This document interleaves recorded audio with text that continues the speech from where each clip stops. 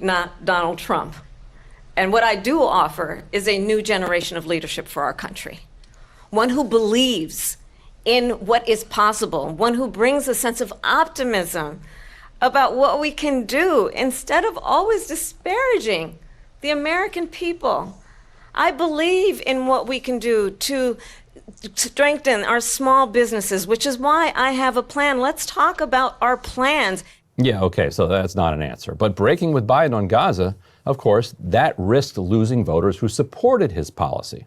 But a close look at this survey shows that the risk was low compared to the reward from breaking with him. Voters who were with Biden in 2020 and stuck with Harris in 2024 were asked if breaking with him on Gaza would make them more or less enthusiastic about voting for Harris. And by a 35 to 5% margin, they said breaking with him would have made them more enthusiastic to vote for Kamala Harris, with the remainder saying it would have made no difference. Non-voters said that if she had broken with Biden on Gaza, they'd have been more likely to vote for her by a 36 to 10 margin. Meanwhile, Democrats' unshakable commitment to the war also blended with concerns that the party was not focused on issues that mattered to Americans, as I argued previously. The survey, meanwhile, showed that the issue was most salient among white voters, 34% of which said it was the top reason they didn't vote for Harris, and Hispanic voters at 27%, while less so with black voters at just 9%. And so, Emily, like I was saying, you always have to take polls like this with a grain of salt. Mm-hmm. And you can prime a poll. You can, if you're asking questions about Gaza, then maybe Gaza rises a little bit in your mind. If Gaza happens to be in the news when you pick up the phone, pollsters have found that heavily influences how much, how much it comes up in an answer. Mm. If the news is talking about the deficit constantly, you call somebody up and ask them if they're concerned about the deficit. People are like, yeah. But if the deficit's not in the news, then it completely vanishes from Right, if you answers. ask on October 8th about the deficit, you'll probably get different answers. Yeah. So all that said, you can't manufacture a number that high if there isn't something real underneath it. Totally. And I do think that it blended more generally with the problems that Democrats had. If you lose that many voters, 19 million, and a third of them say that the top reason that they didn't vote for you was the way that you were, because you didn't break with Biden on Gaza, that's millions of people. Mm-hmm. Not every single one of them votes for you, but if some do, that matters. Yeah, it reminds me of our DNC coverage, actually. It was sort of walking through the protests. It was smaller. The protests, the demonstrations at the DNC were smaller than a lot of people expected. And the media kind of used that as an opportunity to brush aside that narrative. But actually, this was always going to be a marginal election. It was always going to be an election that came down to just a little sliver of a percentage in Michigan, Wisconsin, and places like that. So it doesn't matter that the protest is smaller than people expected if it represents a small but significant chunk of the broader public. Like we were saying that this was going to be significant for a long time. And I wonder, Ryan, if when you look at those numbers, you see perhaps something specifically about college kids, Michigan, Certainly Michigan young State. people, yeah. And we can put some, we'll write about this at Drop Site and put the link in the poll in there. Yes, young people, certainly. It's not.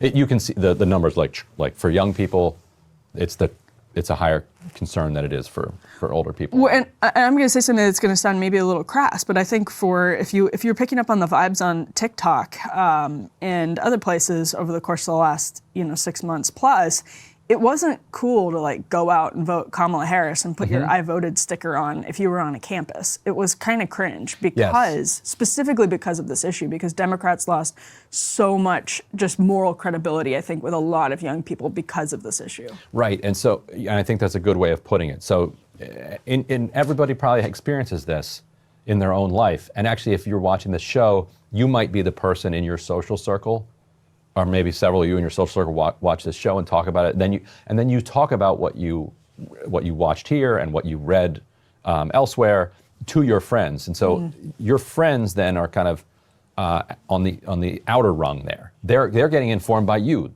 and we are informing you. Like that, Right. it's kind of the direction that it goes. And so while you might love what Lena Khan is doing, or might love what the NLRB is doing for workers around the country, you're less likely to share that with your friends if at the same time they're facilitating a genocide. So you know what?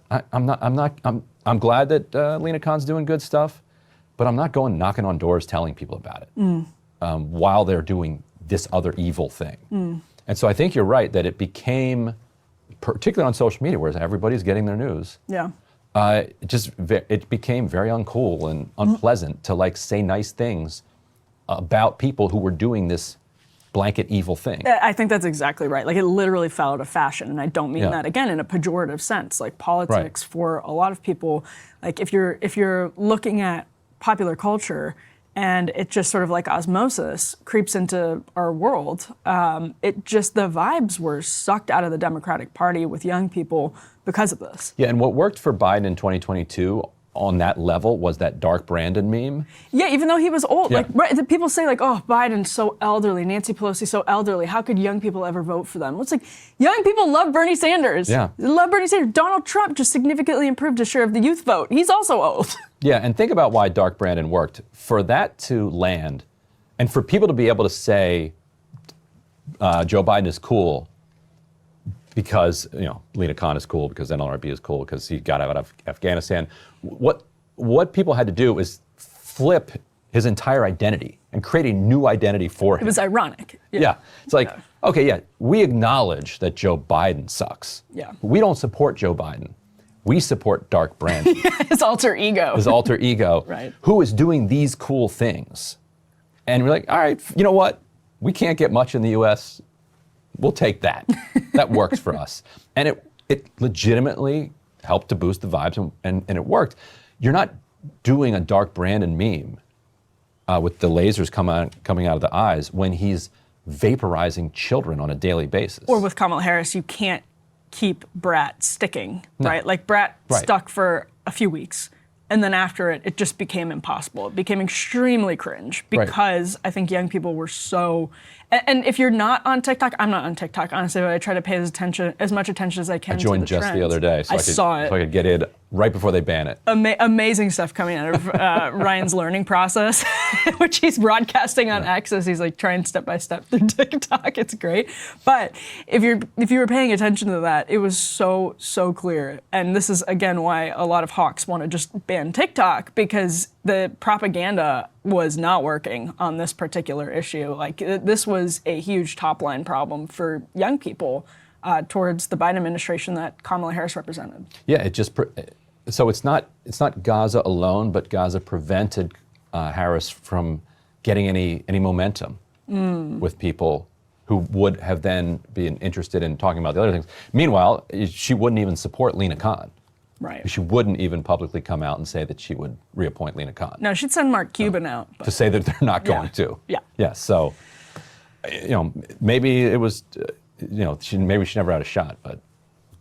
I don't know. Well, you crunched some numbers. People can go back and look in 2020 about Joe Biden, who I think is actually a weaker candidate in some levels than Kamala Harris, and how young voters in Pennsylvania probably put him over the edge. So that's real. Absolutely. Hey, if you liked that video, don't forget to hit the like button and subscribe to Breaking Points. If you want to see the rest of Counterpoints, go to breakingpoints.com to become a premium member and get the full uncut show every morning in your inbox and on Spotify.